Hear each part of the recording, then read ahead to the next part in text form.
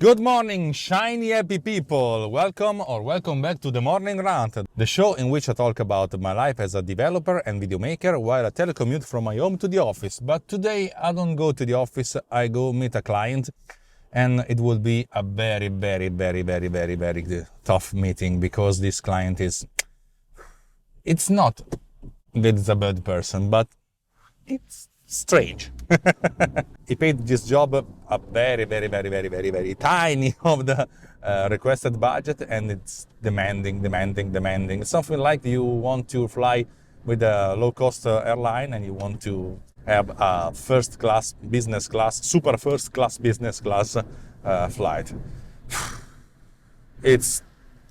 Sometimes it's sad, sometimes it's difficult, sometimes you get angry.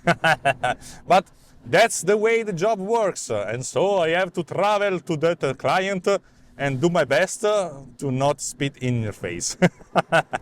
Okay, today I want to talk about edge cases and the handling of edge cases. You know, Transcriber, the app that I developed for transcribing videos and to do video transcription, subtitling, and blah blah blah blah blah, is a quite successful app.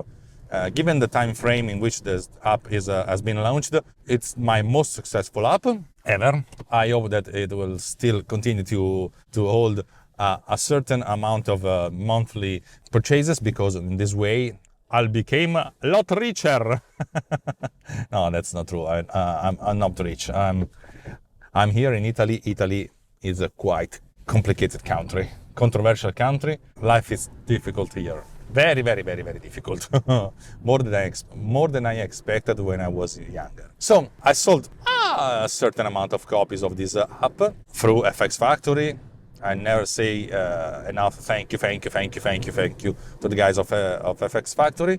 But given the fact that you sell a lot of copies, a relatively huge amount of copies of this app, you have a relatively huge amount of workflows and edge cases.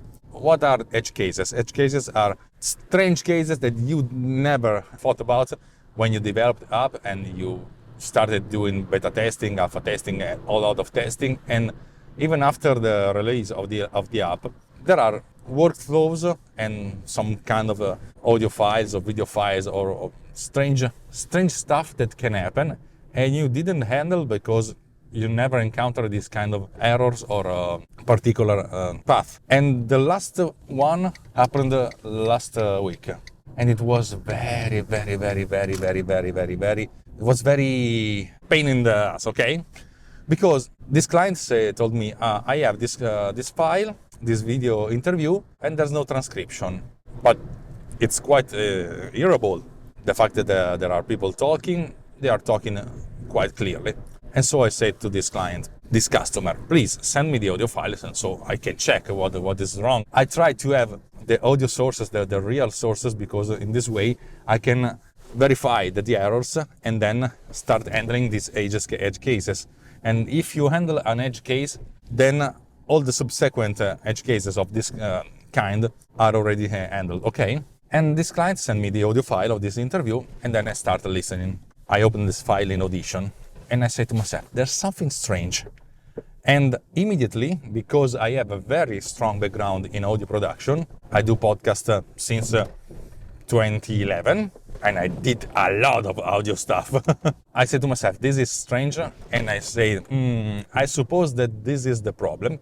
And in fact, I analyzed the audio spectrum, the audio waveform, very closely to the single sample, and I discovered what I was supposing. The left and right channel are opposite in phases. When there's a positive value on the left channel, the equivalent negative value on the right channel. And so, given the fact that the transcriber relies on Whisper, and Whisper relies on the fact that you have a mono file, when you convert this stereo file into a mono file, the two channels are summed, and the sum is always zero because all the samples are opposite in the left and the right channel. And so the resulting audio file is a completely silent audio file, and so there's no transcription. And so I said to this client, this is an edge case. This audio file is not suitable for this kind of stuff because left and right channel are opposite. And then we can do two things.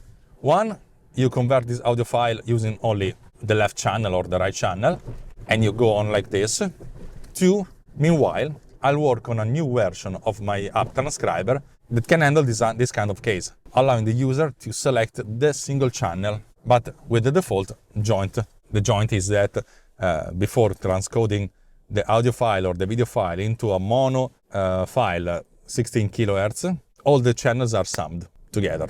This is the most serious thing that you can do. I did this kind of thing instead of using only, I don't know, the left channel, the channel 0, because sometimes you can record audio with two channels, with one channel with the interviewer and another channel with the person that is interviewed. So you can separate left and right, but summed left and right can have a single stream of audio. But this is an edge case, and then you have to handle it. And so the next version of Transcriber will include tons of stuff. The most relevant stuff could be the large model V3 of Whisper, released by OpenAI 1 week ago. Then the second huge thing is the ability to use dictionaries, so to prepare a particular prompt or particular prompts for your batch transcription and for your transcription.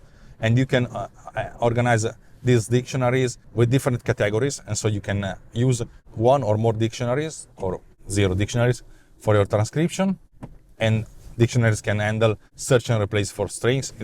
It's a very huge and powerful thing, a very complex structure. I still need to tweak a little the user interface because it's quite complicated to have this huge underlying structure and powerful thing and to present it in a very simple and elegant way. I'm not there yet. And the third thing is the ability to handle these special cases in which you can use a single channel for the transcription. I don't know. I hope this thing will get released before Christmas. I cross my fingers because I always say, if I would publish things myself, this thing would be already out. But having a publisher, you need to be careful. You need to test things more and more and more and more and more, and and try not to have regressions. I had a very interesting regression for version of 16.0 of Transcriber that has been handled in version 7.1,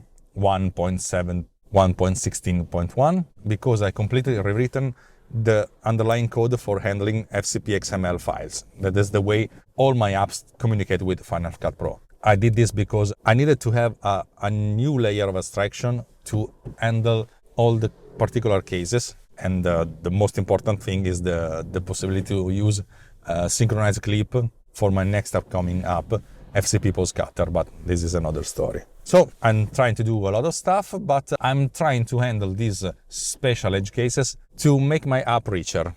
I don't know if this thing is something that can be marketing compliant or something that can help the way I sell my apps. I don't think so, but solving one problem, it's something that gives me a better karma, and sometimes I need it.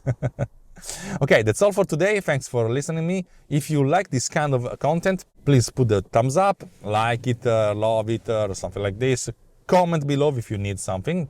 Please, I'm very angry for feedbacks from you. And then if you think that this channel is quite super powerful, I am a very big super person, please subscribe to this channel, and everybody will be happy.